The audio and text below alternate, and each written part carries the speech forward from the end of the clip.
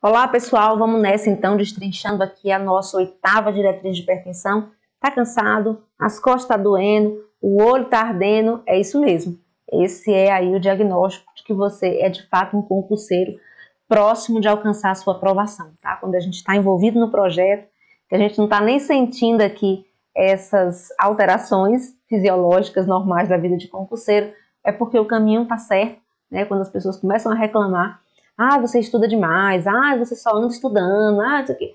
Isso é um diagnóstico também, é um sintoma de concurseiro aí, futuro aprovado, tá certo? Então vamos comigo aqui, porque esse bloco é essencial na sua aprovação, porque tem muitos números. E a nossa hashtag aqui, ó, tá valendo. Onde tem número, tem questão. Então eu preciso que vocês fiquem atentos com relação a isso, tá? Beleza. Então os primeiros números que a gente vai ter aqui é justamente o início da medida. Vou fazer a medida, preciso pegar o equipamento adequado. E esse equipamento adequado inclui aqui o aparelho, né? A borracha ideal. Então, eu vou ver essa circunferência em que ponto primeiro, né? Eu vou fazer entre aqui o olecrano, tá? Que é o cotovelo, e o meu húmero, tá? A cabeça do húmero aqui, com o olecrano, o ponto médio. Então, essa parte aqui, entre o ombro e o cotovelo, é o local que eu vou fazer a medida da circunferência do braço, tá certo? E aí, essa medida vai dar menor que 6 centímetros, e a gente vai usar o manguito, né, a bolsa aqui, de recém-nascido, tá? De 6 a 15 centímetros, nessa medida, na criança, é o tipo do manguito usado. 16 a 21, eu uso o infantil. 22 a 26, chamado de adulto pequeno. 27 a 34, adulto. 35 a 44, eu chamo de adulto grande, o nome do manguito. E 45 a 52 centímetros, eu vou usar aqui o manguito usado para coxa, tá? Então, isso é importante, isso cai em prova, com baixa frequência, mas cai. E é aquela questão que eu chamo de diferencial, né? Porque o aluno que sabe esses dados aqui, na hora da prova, isso faz a diferença frente àquela grande maioria que não se preocupa em memorizar isso, tá? Vamos agora para o passo a passo dessa medida e eu vou te mostrar aqui o que a gente, de fato, vai utilizar para as nossas provas, no sentido de que, o que a banca troca ali. Então, o paciente deve sentar-se confortavelmente em um ambiente silencioso por 5 minutos antes de iniciar as medições da PA. Então, na diretriz antiga, a gente tinha de 3 a 5. Aí agora a gente tem 5. Então, é um número importante para a gente estar aqui, ó, conectando, tá? Explique o procedimento ao indivíduo e oriente não conversar. Então, orientação aqui, né? Orientar o procedimento, não conversar e certificar o quê? Que ele não está de bexiga cheia, porque aumenta a pressão, que ele não praticou exercício físico 60 minutos, olha quantos números, ingeriu bebida alcoólica, café ou alimentos, e aqui ele não trabalha esse tempo, e fumou nos últimos 30 minutos anteriores, tá? Então, onde tem número, vou até botar minha hashtag aqui, que vocês já conhecem, né? Onde tem número, inclusive usem no Instagram, gente, essa hashtag, onde tem número, tem questão, que lá tem várias dicas de assunto sobre números, tá? Que caem na nossa prova. Ok. Outra mudança frente à diretriz passada. Agora são 3 medidas ao invés de 2. Então aqui a gente precisa lembrar desses detalhes. 3 medidas de PA devem ser realizadas com intervalo de 1 a 2 minutos. Então 3 medidas, intervalo 1 a 3 minutos aqui. E medidas adicionais somente se as 2 primeiras leituras diferirem em 10 milímetros de mercúrio. Registre no prontuário a medida das 2 últimas leituras da PA sem arredondamento. Antes a gente registrava, né, a média das 2 aqui, né? Então aqui tá certo, a média das 2 tá certo. Eu que estou vendo aqui as 2. Então a média das 2 sem arredondamento e o braço em que a PA foi medida. Medidas adicionais podem ter que ser realizadas em pacientes com valores instáveis de PA devido a arritmias. Os pacientes com FA, o que é FA? Fibrilação atrial. Que a fibrilação atrial é um tipo de arritmia onde eu tenho aqui diferença de R né? Onde eu tenho um espaço RR aqui entre um batimento e outro diferente. E eu tenho a onda Pzinha tremidinha, com dificuldade, porque o átrio está tremendo, né? Então, são duas características aí da FA, tá? Intervalo RR diferente e onda P alterada. Então, esses pacientes que têm SFA, os métodos auscultatórios devem ser preferencialmente usados, pois a maioria dos dispositivos automáticos não foi validado para medida de PA em paciente com FA. Use um manguito adequado, e aquele manguito é lá no início que eu vou separar o material, a nossa tabelinha aqui, na hora que eu for usar o manguito adequado, tá? O manguito deve ser posicionado ao nível do coração, né? O braço deve estar ao nível do coração. A palma da mão voltada para cima, isso aqui cai em prova, gente, isso aqui cai dizendo para baixo. As roupas não devem garrotear o braço. As costas e o antebraço devem estar apoiado.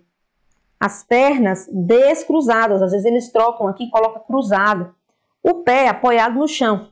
Todos esses detalhezinhos aqui, gente, são aqueles que a gente já sabe. Isso de fato é internalizado em todos nós, tá? É um assunto da enfermagem, tanto para enfermeiro quanto para técnico, que está tudo dominado. Só que, na prática, a gente faz de um outro jeito do que está escrito aqui, né? A gente não toma todos esses cuidados aqui na hora da prática. Então, acaba que na hora da teoria que a gente vai ler ali o que está escrito, a gente se pega em detalhezinhos desses que faz com que a gente erre uma questão boba dessa. Então, isso aqui tem que estar internalizado como é feito na teoria, como está descrito, não como você faz lá na prática. Combinado? Meça PA nos dois braços na primeira visita, de preferência simultaneamente, para detectar possíveis diferenças entre os braços. E depois a gente vai sempre botar como referência o braço de maior valor, isso também cai em prova, dizendo que vai ser o de menor valor, tá? Para pesquisar hipotensão ortostática, meça inicialmente a PA, de preferência em posição supina, após o paciente estar nesta posição em repouso por 5 minutos. Então, antes era 3 a 5, agora são 5 minutos de repouso que ele pede para a medida, tá? Na impossibilidade do indivíduo ficar na posição supina, pode-se, de forma alternativa, embora não ideal, realizar a medida com o paciente sentado. E depois medir a PA 1 minuto e 3 minutos após a pessoa ficar em pé.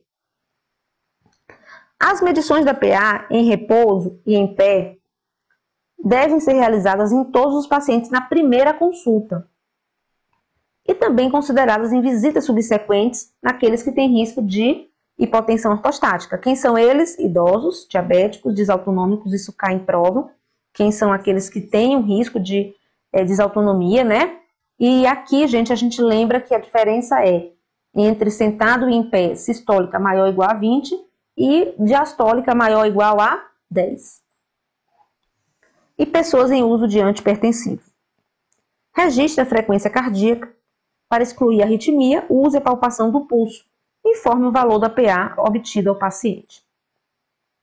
Agora, etapas para a realização da medida, né? Aqui, por enquanto, a gente estava só preparando o paciente, né? Orientando, perguntando, né? Fazendo toda essa análise, botando ele de repouso 5 minutos. Agora, a gente vai, de fato, olhar aqui. Eu vou fazer a medida da circunferência de onde, gente? Do ombro, que é chamado de acrômio, ao olécrano, que é aqui o meu cotovelo. Então, vai ser o ponto médio entre o ombro e o cotovelo, tá? Que é o acrômio e o olécrano. E aí, eu vou selecionar o manguito adequado, naquela primeira tabelinha lá no início desse vídeo que a gente começou. Colocar o manguito sem deixar folgas, ó, as palavrinhas que eu vou marcar de marca-texto, é aquilo que você tem que marcar no seu resumo aí, tá? Grava esse nome, acrômio e olécrano, que é ombro e cotovelo. 2 a 3 centímetros acima da fossa antecubital. Centraliza a parte compressiva do manguito, que é a parte da borracha de dentro, né? Sobre que artéria, gente, ó, ele troca por radial, aqui é braquial. Agora entra a radial, porque eu vou estimar o nível da sistólica na primeira fase da medida, que é a medida que é palpatória, depois vem a auscultatória. Nessa fase palpatória aqui, eu vou fazer a medida do pulso para ver a estimativa da radial. Eles trocam essas artérias braquial com radial aqui com grande frequência. Preste atenção nisso. Palpar a artéria braquial na fossa cubital e colocar a campânula ou diafragma do estetoscópio sem compressão excessiva. Aí agora, depois que eu estimei a minha sistólica máxima com o pulso da radial, eu vou palpar a braquial, que é essa da fossa cubital, que é aqui no meu espaço cubital, tá? E colocar a campânula ou diafragma do estetoscópio sem compressão excessiva. Inflar rapidamente até ultrapassar quanto, gente? 20 a 30, o nível da sistólica que eu obtive naquela primeira fase com a palpação da radial. Depois, eu vou fazer uma deflação lentamente, velocidade de 2 por segundo. Determine a sistólica pela ausculta do primeiro som, que é quando houve o primeiro barulho, que é a primeira fase de Korotkov. E depois aumenta ligeiramente a velocidade de deflação. Observe que a gente aumenta ligeiramente aqui. Determina então agora a sistólica, a diastólica, desculpa, com o desaparecimento do som. Que fase é essa, gente? 5. Isso cai em prova, gente? O que é que vocês acham? Não cai não, despenca. Todos esses detalhezinhos aqui, esses valores, quanto insufla, quanto desinsufla, qual artéria que olha, né? Então é importante a gente lembrar disso. Ao escutar cerca de 20 a 30, abaixo do último som, para confirmar seu desaparecimento. E depois eu vou para a deflação rápida e completa. Então, observe que eu tenho duas deflações. Eu tenho a deflação entre a sistólica e a diastólica, que é ligeiramente aumenta essa velocidade. Eu errei uma questão por causa disso, gente. Eu errei. Eu pensei, não, eu vou aumentar a deflação no final. Mas tem esse aumento aqui no meio, entre a sistólica e a diastólica, que é ligeiramente aumentado, tá? E depois eu tenho, de fato, a deflação rápida. Então, cuidado com essas palavrinhas, porque eu já errei isso, tá? Se os batimentos persistirem até o nível 0, que é o caso aqui do enrijecimento arterial no idoso, isso pode acontecer, determine a diastólica no abafamento do som, que vai ser aqui na fase 4 de Korotkov, e anota os valores como sistólica, diastólica, barra 0, para a gente saber que foi a fase 4 ali avaliada como diastólica, tá? Fisiologicamente, aqui falando, o que são esses sons de Korotkov? A fase 1 é quando eu tenho o fluxo turbilhonado ali, né? Inicializado, tá? Porque quando eu vou insuflar o manguito, eu vou comprimir todo ao ponto de não ter pulso arterial, né? Ok. A partir do momento que eu vou desinsuflando, eu vou ouvir o primeiro fluxo voltando para aquela artéria que não estava antes ali irrigando. Então, esse primeiro fluxo turbilhonado aqui vai ser o barulho maior, que é o som de Korotkov número 1, tá? Que é a determinação aqui da sistólica. Depois, o som da fase 1, seguido de sons sibilantes ou sopros, a gente chama de fase 2. Depois, a fase 3, que é a amplificação do som da fase 2. Depois, a 4, quando o som abafa. E a 5, o fluxo do sangue volta a ser laminar e a gente já encerra ali, né? Não houve mais nada, é o último som. Então, ali é o fluxo laminado, o sangue passando sem fazer barulho, tá? Ok. Essa tabelinha da nossa diretriz, ela é interessante porque ela traz a comparação de vantagens e desvantagens da pressão arterial medida fora do consultório. Então, aqui eu tenho o maior número de medidas obtidas, de referência, né? Refletem atividades usuais do paciente. Pode identificar a hipertensão aqui, que está relacionado com avental branco ou mascarado, ou seja, situações divergentes entre a medida do consultório e a medida da casa. E o paciente que está sendo monitorado em casa, ele tem um maior envolvimento com essas medidas, né? Com esse diagnóstico, tá? E aí a gente vai comparar aqui, ó, a MAPA com a medida residencial, tá? A MAPA é leitura que vai permitir noturno, o paciente dormindo, a gente consegue ver, né, essa pressão, tá? Porque ele está ali 24 horas durante um dia do paciente. Permite condições aqui de medidas na vida real, então o paciente está fazendo alguma coisa, de repente o manguito começa a insuflar do nada, né? Então, assim, a gente consegue pegar alguns momentos do paciente aqui sem ele esperar, né? Uso em pacientes com cognição prejudicada e nos raros casos de comportamento obsessivo. Permite avaliar a variabilidade da PA em períodos curtos de tempo. Evidência prognóstica mais robusta. No caso da medida residencial, a gente tem um baixo custo, porque não é um exame pago, né, pelo laboratório, a pessoa mesmo vai fazer. É mais disponível. Medida em um ambiente domiciliar, que pode ser o mais relaxado do que o do consultório. Permite avaliar a variabilidade da PA no dia a dia. Envolve o paciente.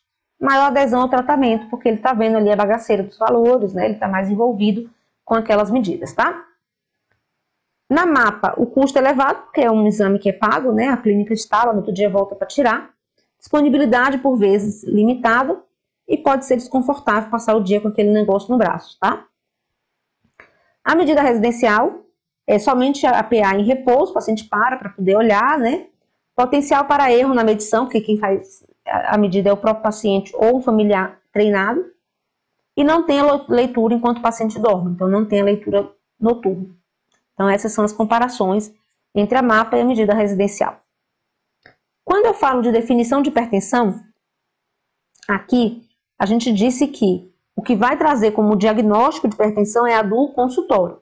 Mas aqui eu quero que você saiba que para essas medidas vistas em casa, tanto da MAPA quanto da MRPA, elas são diferentes para considerar o paciente hipertenso, tá bom? Então, no consultório é o padrão ouro, e é o padrão determinado, aquilo que a gente já viu, né? Que é a hipertensão 140/90. Na MAPA vai ser maior que 130 e maior que 80 a hipertensão. E na medida residencial também 130/80, tá? Nesse quadrinho da diretriz, eu vou ter algumas causas de hipertensão monogênica, que são doenças genéticas em que esse paciente vai ter a hipertensão por causa de genes que estão alterados, tá? Achei interessante trazer pelo menos a lista, né, para você ver que não precisa saber qual gene que está envolvido, não vai estar em prova. Mas assim, o nome das síndromes, que veio tão bonitinho nessa tabelinha, pode ser que caia na sua prova. Então, eu tenho uma síndrome de Lidgey, tenho uma hiperplasia adrenal congênita, que eu vou ter aqui uma retenção de sódio e água, né? Um aumento do aldosterona.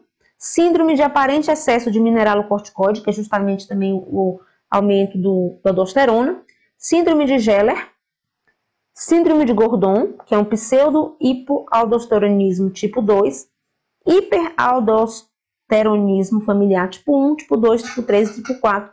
Cada um está relacionado com um tipo de gene aqui, ó, específico, que mostrou essa doença, hipertensão, na sua forma genética, por conta de genes aqui específicos identificados, tá?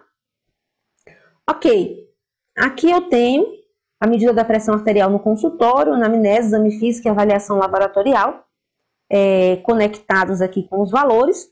Então, o rastreamento para a pressão arterial ótima, 1920/80, ele fala em medir anualmente, diferente lá do protocolo do caderno 37, né? Nós vamos focar aqui na 8ª diretriz, que é a mais atualizada, tá? Normal, 120/129, 80/84, medidas também anual. Para hipertenso, 130, 139, 85, 89, eu vou considerar a hipertensão mascarada, fazer os exames de MAPA ou medida residencial, para poder ver se realmente é pré-hipertenso ou se está aqui com essas alterações de valores porque está no consultório, né? Então, se a MAPA ou a medida residencial estiver normal, é normal aqui mesmo, de fato, né? Normal verdadeira, ou pode aqui diagnosticar hipertensão do avental branco e, nesse caso, repetir anualmente. Se já foi categorizado no estágio 1 e 2 aqui, considerar a hipertensão do avental branco, ou seja, solicitar de fato a MAPA, a medida residencial, tá? Para poder descartar a hipertensão aqui mascarada, hipertensão do jaleco branco, né? Conectado com esses valores aí muito próximos, né? Entre normal ou não. E já no estágio 3 a gente viu, já faz o diagnóstico de hipertensão e inicia o tratamento. E emergência ou urgência hipertensiva, a gente vai encaminhar para o serviço de emergência e referenciar esse paciente para acompanhamento e tratamento aí na atenção básica ou nos consultórios, né? Uma diferença importante é aqui emergência, urgência e hipertensiva. Emergência, lesão de órgão-alvo, precisa de medicamento venoso, tá? Uma encefalopatia, um infarto, uma lesão de órgão-alvo conectada com aumento pressórico, tá? A urgência diastólica está maior que 120 e não tem lesão de órgão-alvo, mas eu tenho que baixar, mas aí eu posso esperar baixando devagarzinho nas próximas 24 horas, tá bom? Com atenolol, com atensina, normalmente, captopril, né? Algumas medicações que são usadas aí na urgência. Na emergência, a gente usa o nitroprussiato de sódio, que é o Nipride endovenoso, medicamento aí fotossensível, usado com equipo fotossensível, em bomba de infusão, paciente ali na emergência ou no UTI, tá bom? Vamos lá para uma questão de número 10. Acerca da hipertensão arterial, analise as afirmativas a seguir. São os principais fatores de risco: idade acima de 65 anos, sexo feminino, sobrepeso e obesidade, e fatores sociodemográficos na raça negra, e é mais precoce e grave. Tá certo, né? A nossa questão aqui, né? Lembrando que a raça negra no Brasil não mostrou tanta diferença por conta da miscigenação, mas de fato é bem documentado o aumento da hipertensão na população negra, tá? Nos idosos, a pressão arterial não deve ser medida nas posições ortostáticas e supina, contrário, né? População de idosos é aquele que tem o risco de hipotensão ortostática. Então, eu vou medir também na posição ortostática e supina. Falso. A hipertensão do jaleco branco tem uma prevalência global estimada de 13%. Acredita-se que esta forma de hipertensão apresenta um risco intermediário entre normotensão e hipertensão. Sim, é um pouquinho mais risco aí em relação ao normal, tá? Mas menor do que de fato de quem é hipertenso verdadeiro. O mapa, realmente a gente chama de AMAPA, né? Que é a monitorização. É o exame que não está indicado nas seguintes situações: confirmar a hipertensão resistente, pressão arterial elevada de consultório, suspeita de pré-eclâmpsia em mulheres grávidas, o contrário, né, gente? São situações que a AMAPA é recomendada, por isso que está falso aqui o item 4. Então ficou 1 e 3, letra E, o gabarito, tá? Questão legal aí para a gente revisar algumas coisas, né? E vamos para o próximo bloco. No próximo bloco a gente vai estar avaliando aqui a parte de avaliação clínica e complementar. Ou seja, o que é que eu vou perguntar para esse paciente de fato na consulta, quais são os exames laboratoriais que ele vai estar fazendo, qual o objetivo desses exames laboratoriais, né? E é isso que a gente vai ver no próximo bloco. Exame físico, medidas antropométricas, anamnese, estratificação de risco cardiovascular, a gente vai fazer uma conexão com síndrome metabólica também, né, as características, porque acima de 130/80, a gente também tem uns critérios aí para a síndrome metabólica, né, 130/85 de pressão, é um dos critérios de síndrome metabólica, então a gente vai casar aí no próximo bloco com estratificação de risco, avaliação clínica, metas terapêuticas, mudança de estilo de vida nos próximos dos próximos, né? E também o tratamento, né? A gente vai falar também do tratamento, atribuições dos membros da equipe, tem muita coisa para falar dessa diretriz, né? E eu espero vocês aí nos próximos blocos para a gente continuar essa aula linda e maravilhosa e tão necessária para a sua aprovação. Grande abraço.